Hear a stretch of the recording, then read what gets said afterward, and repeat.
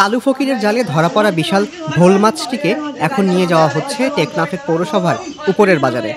মাছটির দৈর্ঘ্য প্রায় 4 ফুট, ওজন 195 কেজি।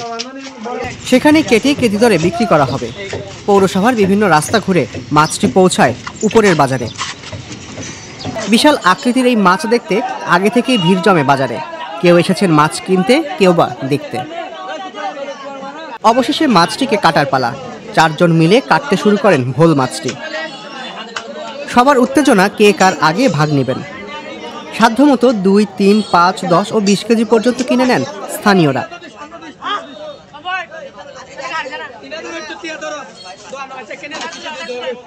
প্রতি কেজি বিক্রি করা হয়েছে 1700 টাকা দরে। চাইলেও সবাই মাছটি কিনতে পারেননি। কিনতে না পেরে ফিরে গেছেন খালি হাতেই। সকাল 9টায় শুরু হয়ে বেলা 11টার মধ্যে শেষ হয়ে যায় মাছ বিক্রি। 16 ফেব্রুয়ারি বেলা 11টার দিকে টেকনাফের শাহপরীর দ্বীপের নাফ নদীর ঘোলারচর এলাকায় এই মাছ ধরা পড়ে। শাহপরীর দ্বীপ কোনারপাড়ার স্থানীয় বাসিন্দা মোহাম্মদ কালু ফকিরের মালিকানাধীন টানা জেলে ভোল মাছটি ধরা পড়ে। পরে টেকনাফ জালিয়াপাড়ার মাছ ব্যবসায়ী জাফর আলম 2,60,000 টাকায় মাছটি কিনে নেন।